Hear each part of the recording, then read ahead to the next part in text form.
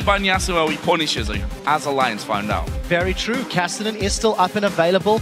Not anymore. So mid lane bans are being focused for the time being, and there's still a lot of champions up and available in regards to the top lane. So what do Super Hot Crew prioritize? Do they want to get rid of Jax, or do they want to get rid of a jungle champion? Because all of the junglers are still up. Let's have a look. Jax taken away as the final ban. Kale was also removed, and looks like this is going to be a very easy first pick for ROCCAT. Ziggs left up in the game. We know how strong Ziggs is on multiple fronts, whether that's sieging down towers, whether that's defending towers with his brilliant ability to wave clear. That's going to be the first choice here for ROCCAT. And Overpower was the first Ziggs player during the spring split to actually pick up the Spirit of the Spectral Wraith over on his Ziggs in the mid lane, farming up a lot of bonus gold. And we know it's a comfort pick for Overpower. He has played it a whole lot. I'm not 100% sure on this Rengar pick. We know Miner is a Rengar player, but Rengar has been available in the past, and he hasn't actually picked it, so we need to see if this gets locked in. And Impaler had a big smile on his face for that one as well, so I feel we may be getting drawn into something here that's possibly not going to happen. We'll have to see. Actually, the Super Hot Crew switch away. Going to go with two very strong and safe first picks here, locking in their duo, Thresh and Lucian. So the safe option for the Super Hot Crew. All of the junglers are still available. The priority ones of Lee Sin, Elise, and Evelynn. So the question is, where do ROCCAT and Super Hot Crew want to lock in the champions? Shyvana is still up. Irelia is still up. These are champions that both Xaxus and Mima have played in the past. If Selfie wants to play a pick-style game, he could go Twisted Fate. But knowing there's a Ziggs on the other side, it is a difficult lane matchup in the opening stages. We've seen Curb punishing Twisted Fates with Ziggs in the early game. So Selfie may opt to go for something like a Needle Leaf. It is available, it is still there. If they get some form of disengagement with Thresh, you've got so much time with the Flays in the box to get multiple Nidalee Spears out. So a lot of time being used by both teams during picks and bans. And Nidalee already featured for Selfie in that mid lane. The highlight probably the one against the Copenhagen Wolves in week 2, where he ended 4-0-10 in that victory. On the other side though, ROCCAT locking in the jungler, taking Elise here for Jankos, and we'll also see Lulu come in. Expect that at this point to be going maybe into that top lane with Xaxus. We've already seen the fact that Xaxus has experimented a little bit earlier on when it comes to this year, and how he's actually played in that top lane with a few more AP champions.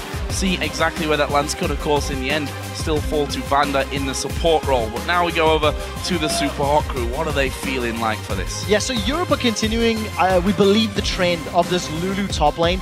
We as a region do it more than many of the other regions. What I do like from the side of ROCCAT is if they have an aggressive jungler like Elise and they have an aggressive support, maybe a Leona, then that Lulu's going to do quite well. But for the time being, you're really just going to use that Lulu to save somebody that gets caught out, because you don't have that tanky frontline. We much prefer seeing a Lulu mid with a beefy initiator like a Shyvana in that top lane. So ROCCAT going with that double AP. The last couple of seconds do a round down, and Super Hot Crew are not going to put Rengar on the top lane. So a little bit disappointed to see that. But Mima has had a phenomenal summer split on Shyvana. 6 games played, 4 games won, and you've just got all the makings of a pick flank composition, which is what Fnatic ran yesterday. They can come in from the sidelines. If Super Hot Crew want to run Twisted Fate, he would fit very well with that flank opportunity, and it would negate the zoning power that Ziggs and Lulu offers. Or they could also just go for a Nidalee, get some spears, flanking over team fight. So we'll see what he decides to go. Well, the side for ROCCAT here, locking in a Jinx and possibly Morgana, but Jinx definitely going to be in there. And Jinx is another one of those AD carries that has kind of fallen out of favor. We saw a lot of her in the spring split. Not so much here the case. People focusing mostly on Lucian and Twitch, to be honest. Yeah, they're definitely the go-to champions, and ROCCAT have actually banned Twitch in 7 or 8 of their 9 games. They do not want to deal with the champion. It also makes you think Salava doesn't play the champion, because they have banned him a lot, a very high percentage of games. This should be the first time we've seen Salava and Jinx this split, and I'm a little worried for him, because Evelynn should be able to get to him. Shyvana should be able to get to him.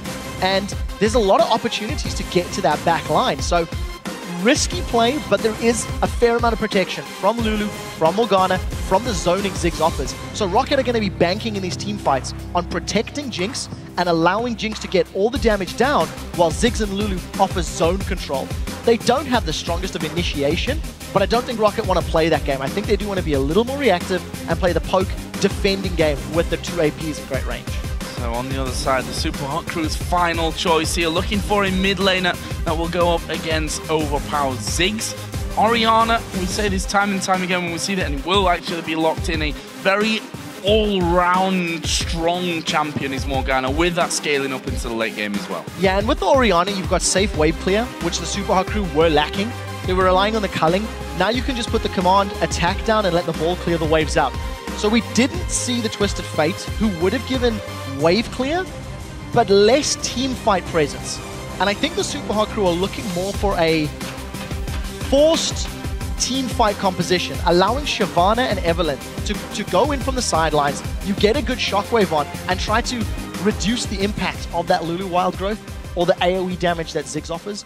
But the thing is, if Super Hot Crew don't get good flanks or get good positioning, that shockwave is going to be very difficult to land. We'll have to see, guys. Well, now that the squads are locked in, you guys have a chance to change your vote somewhat. So tweet at LOL Esports with hashtag ROCWin or hashtag SHCwin, and we'll see if these lineups have managed to sway your votes somewhat. Of course, it was about, I think, 71% in the pre-game there. So a big total in favor of the Super Hot Crew. As said, we can't really argue with that now, looking at current form between these two teams. However, you have the chance to change that. I don't think it's going to change too much, though. I don't think so either. I think the Super Hot Crew have put together a very strong comp. I do think they can split push. I think they've got strong team fight capabilities. But they need to take advantage of the vision game. They need to make sure they get ahead so that Shyvana and Evelynn can come from the sidelines. Soaz did a fantastic job yesterday of always finding the right time to jump in with Dragon's Descent against SK. And it's going to be on Mima to do the same thing here against ROCCAT, because if they don't time it correctly, the Black Shield and the zoning from Ziggs and Lulu, it's going to be very difficult to overcome. Well, here we go, in-game then, ROCCAT versus the Super Hot Crew.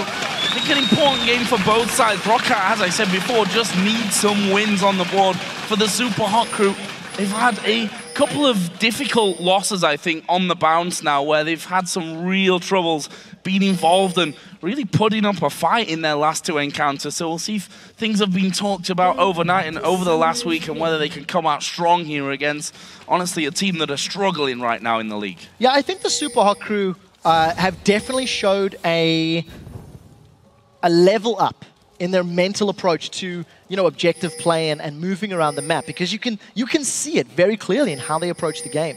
If they can force ROCCAT's hand in a good lane swap early on, they can put ROCCAT immediately onto the back foot, and it looks like Super Hot Crew with a very focused invade, trying to look for any opportunities. The thing is, Overpower does have good range in these bouncing bombs, so they're going to take a lot of poke, depending on how long they stick around. Coming out there, and ROCCAT had already started to move away. However, Mima's been completely separated from the rest of his team. Will he be forced to use a flash here? Jankos going to be chasing in with those spiderlings. The bombs come down, and the first blood is going to land in the lap of Overpower. He's Ignite finishing off the kill there, and well, that's not what you want at level 1 for the invade. Okay, First Blood is not worth the amount right now that it was previously in League of Legends, but First Blood is still a First Blood, and we can see that Overpower has gone back home to shop, and he's going to have a lot more to work with in lane. Yeah, grabbed himself a couple of wards. The First Blood comes in like 1 minute 20. Yes, you've given over a couple hundred gold to ROCCAT, but it's not a massive, it's not a game-changing loss. And just as I was praising Super Hot Crew for their objective and their decision-making, they decide to blind invade and get themselves caught out. So not the strongest of moves. I do think it was like a half-hearted invade.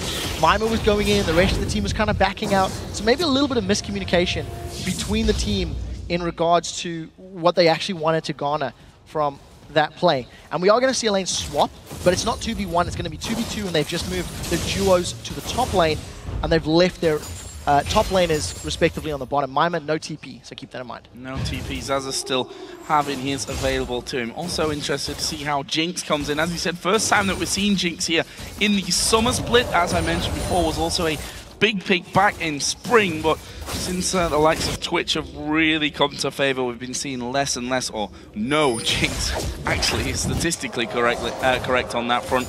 we'll see. Well, the vote that came up a little bit earlier on, apparently you guys feeling like the Super Hot Crew maybe in a little bit more of an advantage. It actually increased by 1% in the Super Hot Crew's favor. Every single point counts, I guess, at this stage in the game. I do think that, you know, for ROCCAT's team composition, there's going to be so much pressure on keeping Selva alive. Yes, you do have great damage from Ziggs. Yes, you will eventually have good damage from Lulu. But in terms of the teamfight presence, because Super Hot Crew are going to be coming from the sidelines, it's going to make Overpower's life very difficult for landing those big Mega Inferno bombs. So if they cannot keep Selva alive with all of their abilities, Smite Fights, oh, Impaler doesn't even have it available, so couldn't have taken that anyway. I think was hoping that it had taken Jankos a little bit longer there so he could actually challenge for that. Doesn't get it, and that's a nice little cheeky pickup for Jankos on his way out. As we expected here, Overpower doing a great job of farming up in the early stages of this match. 22-17 CS. He leads on that front. Impaler, meanwhile, is on the top side of the map, and we'll see if he actually puts any pressure down onto Selva and Vander, who actually have all of their summoner spells available. So no massive danger, really, even with Evelyn on that top side. No, and this goes back to the style of play that is becoming more and more apparent in 4.8 and 4.9 in Europe. It's just these almost straight-up lanes. You are seeing the 2v2s, you're seeing the 1v1s, and it's giving us these extended periods where we can see who is mechanically superior in the laning phase, and then whoever makes the fastest and smartest call to go for the objectives. What we've been seeing from Elise jungles in North America in the same time frame is 3, 4, 5-minute dragons when you have Elise. You can juggle the aggro very effectively with the Spiderlings. And we actually see it yesterday as well, in the last game of the day, if memory serves. So we need to see if ROCCAT are on the same page, if ROCCAT can take advantage. Not having the AD carry and support there may mitigate that or lower the risk. Yeah, I think so as well. Stop them from getting so aggressive on that bottom side of the map at the early stages. This top lane, as you mentioned, the duos up there, currently 36-32 CS, so Mr. Rolls having a bit of a harder time there. He's had the minions pushed onto his turret for quite a while now, but we will fail it. Starting off with a shield, we'll be able to help him out somewhat with that execute of the minions underneath his own tower. However, this could be interesting. Impaler moving down towards the bottom lane. And with that aggression out of Mima, I thought Xaxus may have sniffed out a bit of a problem there. He's been spotted by the tower Impaler as he comes around the corner. Will he force a flash? Yes, he will. Jankos flashing away. Mima went very, very low, though. Yeah, the combo, the power of that Glitterlance, catching both Mima and Impaler, mitigates the kill threat, but Summoner Spell burn. So that is a successful gank from Impaler. He has a few minutes where he needs to rinse, repeat, and come back. And once Mima has got access to his ultimate and maybe his first itemization purchase, they may try put some kill pressure. But technically speaking, Lulu is fairly safe against Shyvana, has all the tools to slow him down, turn him into a munchkin, wild growth himself, and get out cleanly. So Zaz is just going to play a little safer in that bottom lane. I don't think there's much of a problem really overall. We'll see as both TPs are now up, which obviously allows them a bit more of an easy time when it goes to when it comes to going home, recalling and getting themselves right back into the lane. Currently Mima is leading in CS over the two, so got to give him some real credit for that one. We mentioned yesterday that at least coming into yesterday's games, his KDA and overall performance very much improved over what we saw of Mima in the spring split. Yeah, very, very solid tank player. And as the game has continued to evolve, Mima, I think, has kept up with the champion pool available to top laners, as well as the teleport strategy that they need to employ, because he's got some of the best statistics in the region. He's playing Mundo, he's playing Shyvana, and he's playing them to a very high caliber. And if you contrast him to, say, Wicked, who you sometimes talk about his champion pool, or Soaz, who maybe isn't the strongest with the teleport usage, he's doing very well. Unsung hero, as it were.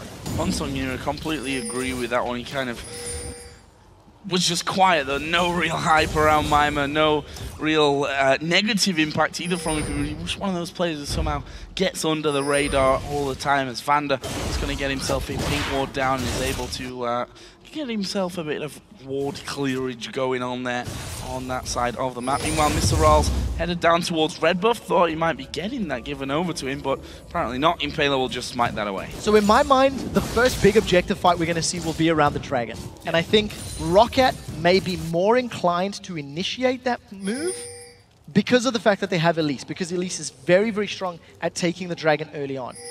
But the question is, do they do it by pulling Celevar and Vander down to help them, or do they try and put Jankos in the top lane for a gank to get the tower? Oftentimes, you'll only see that sort of dragon engage once a tower objective has been secured and you've got the numbers advantage. So we need to see what the question is. For the time being, ROCCAT is going to go for an early invade. Impaler does have smite, and again, well, he didn't have it previously. He's going to pick a fight, though. Yeah, going to throw down his ultimate here. He's going to have Orianna coming down. Mima will join in as well. There is the Dragon's Ascent over the side of the wall, and Jankos going to be the target here, but I think he's got the speed, thanks to Lulu, to actually get away from it. The shield mitigating some of that damage, and it's a nice blue steal, forcing out 2 ultimates there from the opposition. Not going to be available if any further objectives come to play. So ROCCAT, with the first aggressive move of the game, and they come out ahead, securing that objective, denying it from Selfie. He does have the Chalice of Harmony, though, and he has got a tiny, tiny CS lead of Overpower, so he's doing well enough. But once Overpower gets his hands on that Ancient Golem buff, he's going to be able to punish Selfie a little more. We'll see who gets his big rate. And it will be Overpower. Nicely done there, moving in, throwing him up with the satchel charge and finishing off there with the bomb as well. So nice little move from Overpower. As you mentioned, a little bit behind in CS in this lane by now. Also want to just point out the AD carry totals, because there is a bit of a disparity already working out. Celevar does have the advantage. Got a BF sword start, as we also see from Mr. Rolls. Yeah, so it's actually an interesting start to this game, because neither team is looking to punish an opponent. Jankos and Impaler have not been particularly gank heavy, which is somewhat expected on an Evelyn.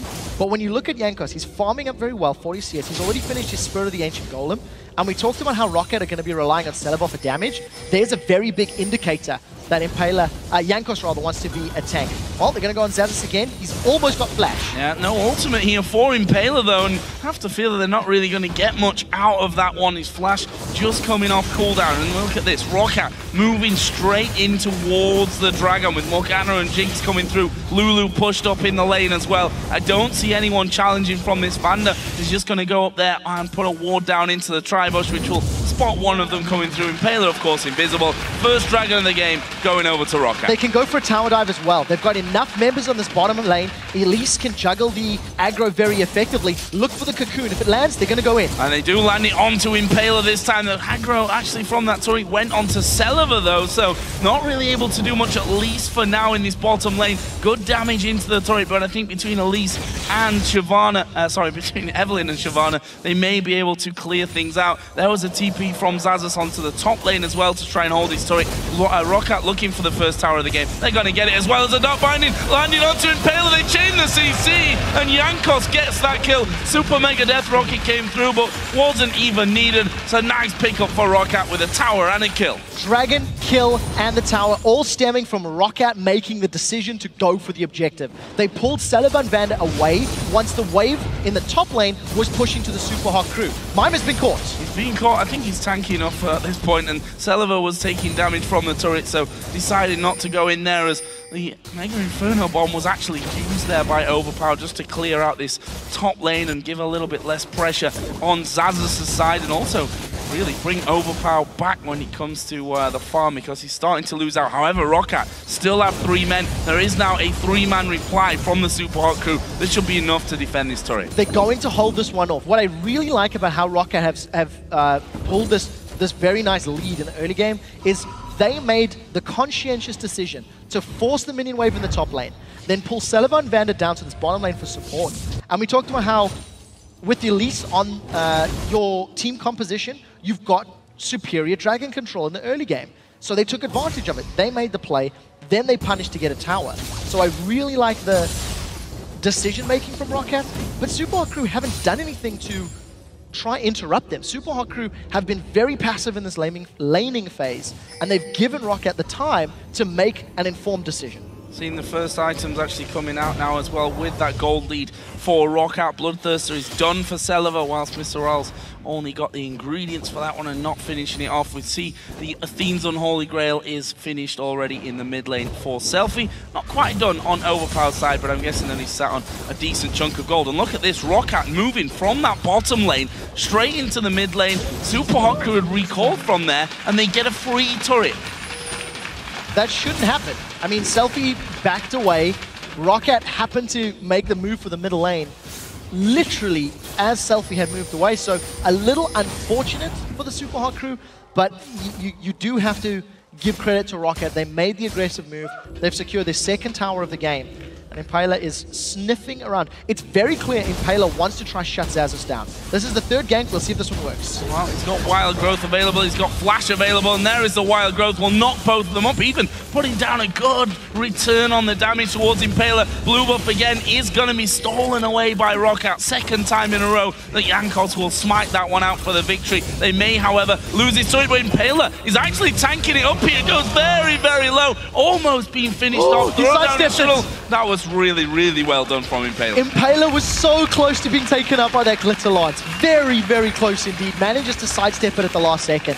Tower was secured in exchange for a blue buff, but ROCCAT have set their sights on the inner turret. There is support from Super Hot crew, and that's the wave clear of the Orianna. Able to not only clear the minions, but prevent ROCCAT getting closer. Salivar needs to have more ranks in that queue. Let's just see how he's doing before he tries to siege up those towers. But for the time being, ROCCAT, a very commanding start to this game. Looking incredibly strong, and this is the ROCCAT, maybe we could say, of the spring split that surprised everyone in where they managed to finish, trying to put down some damage here on towards that middle outer turret, but sufficient cover already there with Overpower, Salivar, and Jankos all coming in to make sure that there was no damage done onto that middle outer turret, and that leaves ROCCAT with the lead on multiple fronts here. A bit of ward clearing out as Vander will spot the pink that's in that death brush. And a little bit nervous about sticking around to finish it off. I think he didn't quite have vision of everywhere else, but not a problem really. Blue Wolf also spawning on the ROCCAT side of the map. Let's not forget that Jankos stole the last couple away from the Super Hot crew, and Overpower will get his own. So thorough buff control here from the ROCCAT side. So the question is, who's going to make the move for the next dragon? I think that's going to be the focus for ROCCAT, and that could be the opportunity for the Super Hot crew to regain some footing in this matchup. If the Super Hot crew can get ROCCAT to clump up together and land a strong shockwave with Evelynn or with Shyvana, that's how they can get back in the game. But for the time being, Super Hot crew are nowhere to be found. This is the third tower they've given up, undefended. Two of them back-to-back, just not responding and not respecting ROCCAT's rotations. And they need to move quickly here. They've only got Mima defending this top wave. There's a siege minion in there as well. They've got a lot of damage. This is 4 men from ROCCAT pushing on through. They're going to send We Will Failure up there, but he's really not going to offer too much. And ROCCAT get his second turret in the top lane, completely uncontested. Mr. Royals should be able to get rid of this outer turret in the bottom lane here, but ROCCAT having a bit of an easy time here pushing those turrets through. 20 seconds until Dragon. Super Hot crew do grab a tower out of the deal, but they've lost an inner turret. We've seen a few interesting things. Mima's grabbed himself a Banshee's Veil as his first big item collection, and I do think that's a great Mega Inferno Bomb from Overpower. I do think that the Super Hot crew are waiting. They've got a team fight composition. They want to be flanking. They want Orianna to hit multiple ROCCAT members, but Orianna needs time before she can shred people and destroy people, and Super Hot crew have just taken too long to try and pull the trigger. So let's see, they've started the Dragon off. Look for Vander to land a good Dark Binding. That'll be their initiation. That's a good box going down though from We Will Fail. It'll stop them coming in and allow the Dragon to go over to the Super Hot crew. We know Xaxus TP'd in for that one. Mima also teleported down towards the Dragon area should a fight have broken out. Didn't happen. The Super Hot crew get a Dragon pack. That's vital at this stage for keeping them in the game. Yeah, it really, really is. And the way ROCCAT are playing, they didn't want the team fight. I think ROCCAT recognize and appreciate that in a straight-up head-to-head 5v5, their team comp will most likely just get run over, will just get trampled by Evelynn, by Shyvana, and then the Orianna ball on top of them. So instead of putting themselves into a team fight, which they would probably have lost at that stage in the game, they give the Dragon up. It is a smart decision. The thing is, now ROCCAT have got the most difficult task of breaking that inner line of turrets. They've caught Super Hot crew out, but it should, in theory, be easier to defend the mid and the bottom inner turrets with some vision, with some warding. And you can see We Will Fail on counter-warding duty. Look at that statistic. 5 blue buffs for ROCCAT, 1 for the Super Hot crew, which is not a good statistic to have. A Xaxus going to come in here. They get the slow on Selfie. They knock him up as well, but have they got the damage to finish off? Shield comes in from We Will Fail. in the end, not able to finish off Selfie. But look at this, it's allowed ROCCAT to put the pressure back on towards the bottom lane where Mr. Raz is trying to clear out, will dash away from the traps there, and it doesn't matter either way. They've managed to get that inner turret, and you were talking about that, the hard inner turret line. Usually hard to break through, but the fact is ROCCAT putting pressure on middle, forcing the Super Hot crew to move around with a wave pushing with them in the bottom lane, and ROCCAT moves so well across the map for that. They are doing a very, very good job of playing the map in this matchup. And had the Super Hot crew locked in a Twisted Fate instead of an Orianna in the laning phase, they would have had the Destiny available at this point to try and flank, to get the vision of their opponents and try to find those picks. Because Super Hot crew have got a teamfight comp, if they can't get ROCCAT to group up together in 3, 4, 5 members, I think they'll be very hesitant to start a teamfight. So smart play from ROCCAT, Xaxis and Overpower zone, and the rest of the team go for the objectives. Let's see if they can keep this tug of war with Super Hot crew, pull them to one side of the map, grab an objective elsewhere. And Jankos actually just took another blue buff away from the Super Hot crew, continuing that trend of really problematic buff control out of the Super Hot crew. Not really had anything for Selfie to work with in this game. See that Celiva backing away will take the red buff from the ROCCAT side of the map.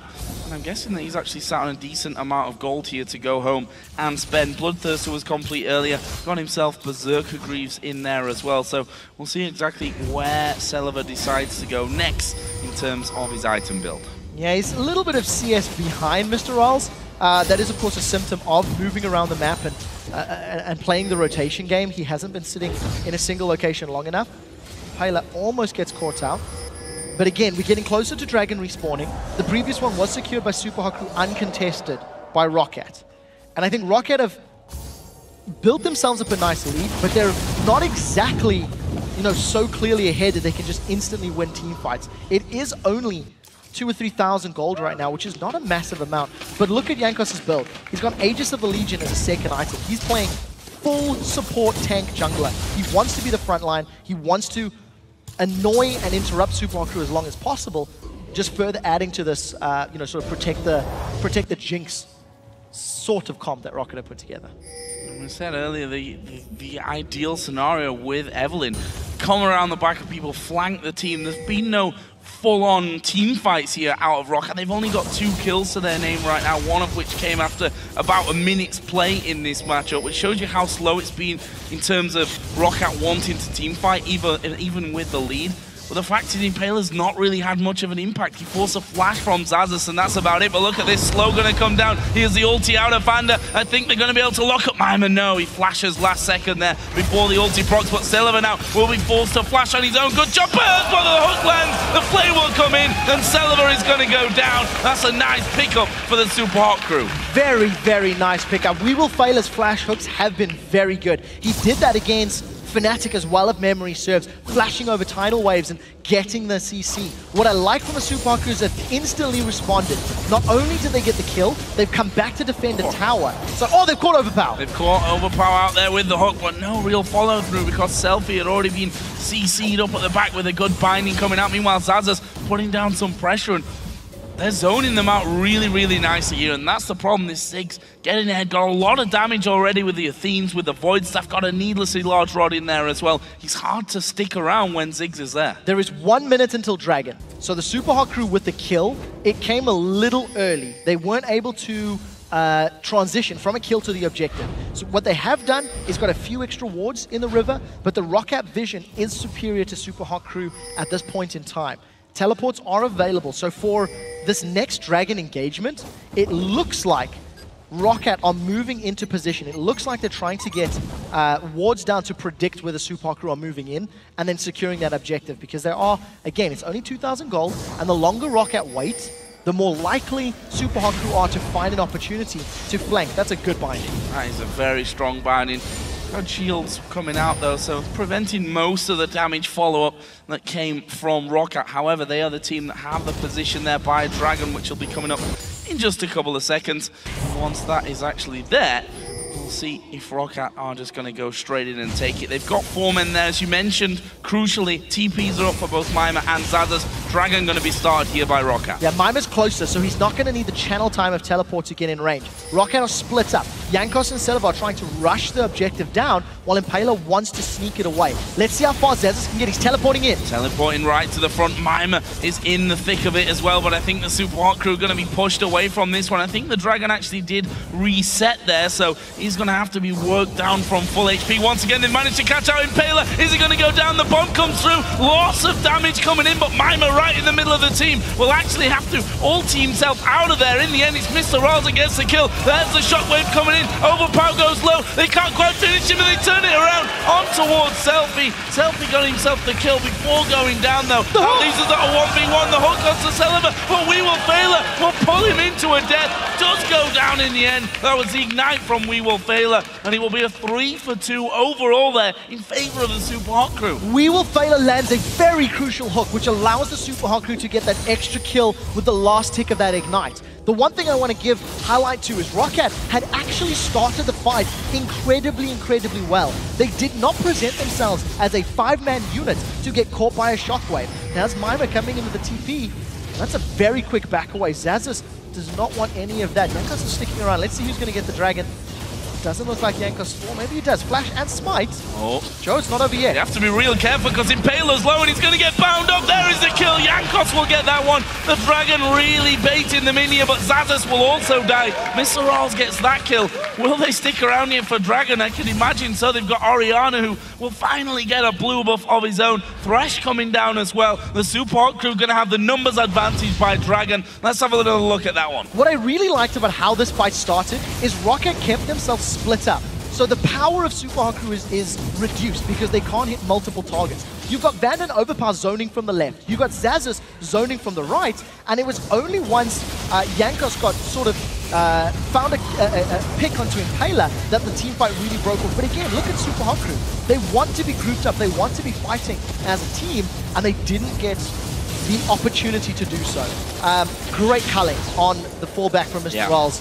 Landed that last killing blow, and look at the death sentence from We Will Failure. Holding Celebar in place, and Mr. Rolls and Mima are just going to get that last bit of auto attack damage. Ignite gets the kill. Minions helping out with that one as well. So where does that leave us? We're 25 minutes into this game. We're tied 5 all in kills, but 5-2 in towers for ROCCAT. It's giving them about 2,300 in the gold lead. Let's have a look now if that changes, because Dragon has been started. Super Hot Crew are too slow to react to this one. ROCCAT get themselves another one. 2 out of 3 so far. Yeah, very well played. You did also highlight the fact that Selfie got his hands on that blue buff a few minutes ago. That's actually the first blue buff that he's got his hands on in a long time. They picked another fight. They've caught Selfie. And Selfie's in no man's land, but again, a good lantern from We Will Failure will allow him to get back a lot of shields on both sides of the map here. We saw it during that last fight that it looked as though Impaler was going to die. Then he got shield after shield. So many heals came in onto him, and he was able to stick around for it. Here's another blue buff spawning in, which will go to Overpower. But ROCCAT, the team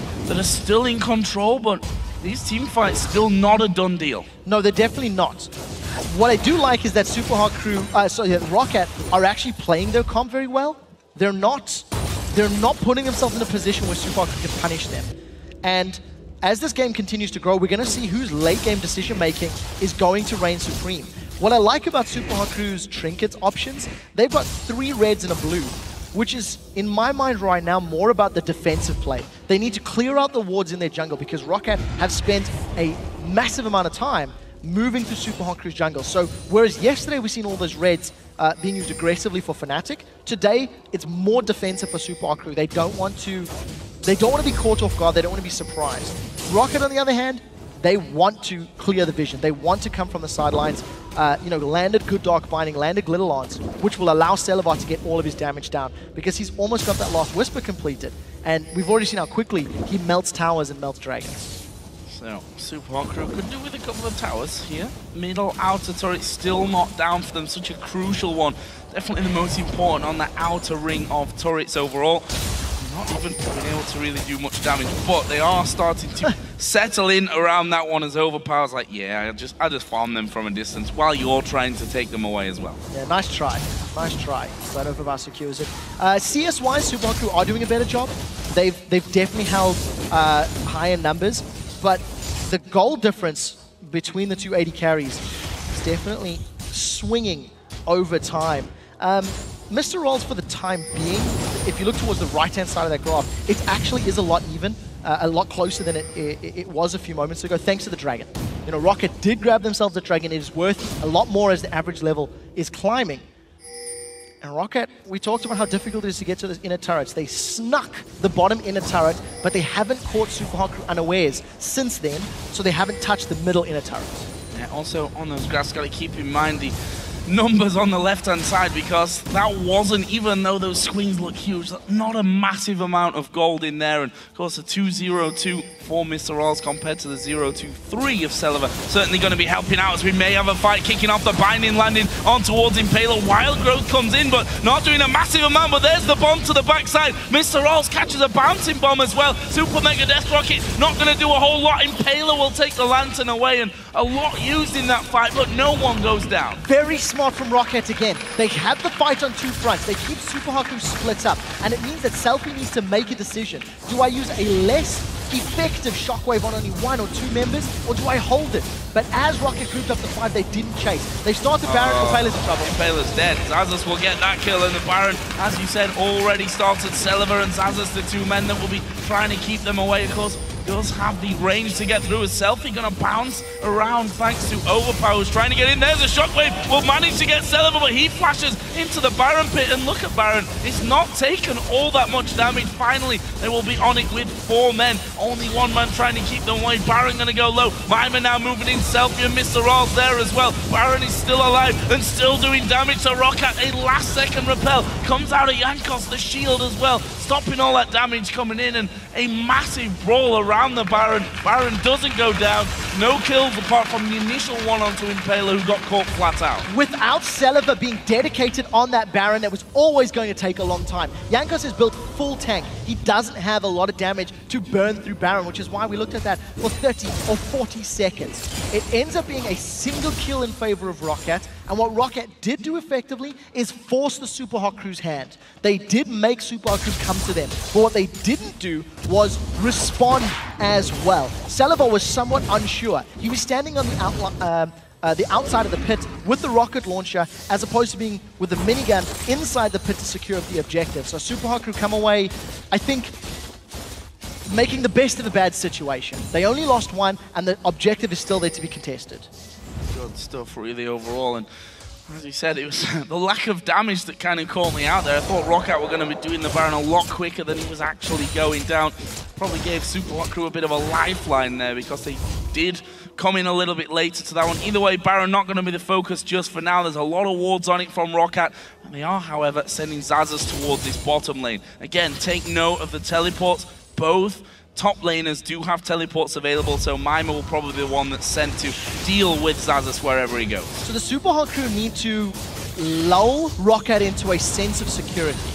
If the Super Hard Crew can get some vision down around the map, like that's a great mid lane ward that we just scrolled over, it will allow the Super Hard Crew to look for opportunities to flank. For anybody who watches the North American LCS, last week, Cloud9 was blue side. They were playing against CLG, who were red side, and Cloud9 pushed up the middle lane. They were feeling very confident. They had 5 of the members just going to the inner turret, in a very similar situation to what we see ROCCAT in right now. And it allowed Dexter to get a perfect 5-man flank with Evelyn. That's what Super Hard Crew want to do. Not necessarily in the mid lane. It could be around Baron, it could be around Dragon, but it all stems from vision. If Super Hard Crew don't have that information, they can't make the flank. And here we have the Dragon being done. As I said before, both TPs are available to come into this one. However, Lulu is already joining the fight. So ROCCAT going to get this one started, or are they? Are they going to try and make a play on the inner turret? We see that Super Hard Crew, Selfie getting caught out there off to the side, and there's a lot of CC. Don't make a mistake here. ROCCAT got the chompers to go down after a cocoon lands, after we see a dark binding landing. If one of those hits, it's going to be followed up completely with a big chain. Mima's actually trying to get rid of pink wards here, which may become a problem or not. That wasn't worth it. Could knock him away. That wasn't worth it. He's been forced to use Dragon's Descent before Baron's up. There's no shockwave, but there is still Smite. Look at ROCCAT. They're focusing it down with that minigun of Celiva, and Super Hard Crew, I think they want a challenge. Going pretty quickly. We will fail her off to the back. Mima trying to run interference on the front side, Dragon's but they're off. keeping him away from this one. There is a binding going through on towards Impaler. The Bomb will follow through. Overpower able to pick that one up. The Baron not being regen, and there is the pickup. ROCCAT get the first Baron of the game. Will they chase on for more kills? I think the Super Hot Crew already in a safe distance away, but ROCCAT working hard for that one, but playing it perfectly. Selfie's going to need to take a good, long, hard look at himself for getting caught out in that position. They were split away from the rest of his team. The Super Hot Crew can't afford to take those small skirmishes because of the power of Lulu with Glitter Lance and the Morgana bindings. That's a 3-second CC on the Dark binding. ROCCAT with Baron have taken 50% of the tower off in this mid turret, and I think they're going to stick around. They've got minions in the top lane that they can switch around to, and they just need to deal with the minions in the bottom lane if they want to continue playing all three. And we see Ziggs just being a constant problem, as Selfie going to get another binding right on top of him. The Lantern went down to offer him some support. Dragon, by the way, he's live here, so ROCCAT are just going to simply back away from that middle inner turret that they've just taken and have for themselves an easy Dragon pickup. And this is where the game gets a little bit out of control. The Super Hot Crew are trying to hold it in, but then you lose a Baron, a tower goes straight after a couple of kills mixed in, then you lose the Dragon on top of it, and we start closing in on 10,000 gold. If ROCCAT did not have Baron and a 7,000 gold lead, I would actually say that the Super Hot Crew now have the possibility to get good positional plays. Because ROCCAT, in order to siege those inhibitor turrets, have to fully commit. They need to get the poke from Ziggs down, the poke from Lulu, and they need to be pushed up very, very deep in the lane. Super Hot Crew are going to be cheeky, steal away that last outer turret, just let Mima tank it up, and that's just catching ROCCAT a little off guard. ROCCAT, of course, recalling from the Dragon. So for the Super Hot Crew, the name of the game is look for the opportunity to punish ROCCAT on an aggressive move. Because Super Hot Crew are behind in gold, behind on Baron, if they make an aggressive play, they can get punished and really fall further behind. Whereas if they wait for ROCCAT to make a move, Super Hot Crew have the option, dive in, get a good shockwave. We still haven't seen Selfie hit more than one target with a shockwave. And being caught out a couple of times here as well, not having the most comfortable of games, that's for sure. And look at this, ROCCAT getting up to the steps of that inhibitor turret in the mid lane. In fact, a little bit split up here. Jankos is trying to fend off both Mima and Impaler, doing a good job of it as well. And the question now is, can ROCCAT hold on to this turret with the constant pressure of Ziggs bouncing those bombs to the back? Look at the vision around this middle lane. ROCCAT are so confident in their play. They've got pink wards behind them and to the left. So if Evelyn wants to come through that side, she's going to be revealed. Impaler's not going to surprise ROCCAT. So this is very intelligent play from a ROCCAT. They're using the range to their advantage. Overpower actually just used his Mega Inferno Bomb to kill some of the minions. He killed Weevil with a Mega Inferno Bomb from the back line. So strong play. Let's see what they can do with it. Oh, Impaler actually getting a little bit caught out. There's a shockwave. Will drag two of them in, but the tanky is still with that wild growth on. Impaler will just get away from that one. Barely any health remaining, and now ROCCAT just going to tank up this turret. Selfie will be forced to back away, and they brute force their way through. Didn't even see that we will fail a kill, by the way, so a 5 versus 4 always going to give them a bit of an advantage. But I also have to question then, is 5 versus 4, why start a fight? Yeah, desperation play. You know, if Super Hot Crew had surprised them and got a kill with Impaler or Mima or something, it would have worked out. I think this is just a poke. So Satchel, let's just see, bouncing. And Mega Inferno Bomb. Here we go. Wow. Dead center. That's impressive from Overpower, playing that one completely blind. You know what? I actually think Weevil had flash available, and I would dare argue he was watching middle lane. I would dare say he was looking, saying, what's the rest of the team doing? Because I would not have anticipated the Mega Inferno Bomb for that play. But it worked out, and this is why Overpower first picked that Ziggs. 312, 320 CS, and he's had some very good Mega Infernos. He's controlled the waves, and he's just grabbed kills left, right, and center. They also come decisively quick. We obviously get the forewarning in as a spectator, but for them it's sometimes a little bit touch and go. They may have felt, even if I flash away here, I'm not going to have that for later if I want to make a play or even escape when it's a 5 versus 5. Either way, it leaves ROCCAT solidly in the lead, and as I said, that 10,000 gold lead is about to hit 61.3 to 51.9 in favor of ROCCAT. 7-3 up in turret. It's got the leading kills as well. The question now is, what are the Super Hot Crew going to try and do to stay in this game? One thing that's now working in their favor, or I can't really say working in their favor, but it's not as much of a problem anymore, is the fact that the Baron buff has ran out for ROCCAT. Yeah, it'll only be a couple of minutes before it's available again though, and ROCCAT have played very patiently and they've played very controlled. They've made very minimal misplays and mistakes. And every time they have made a a push or a move towards an objective, it has been very well informed. They've had very good vision at all stages of this game to deal with Evelynn and to deal with Mima on Shyvana.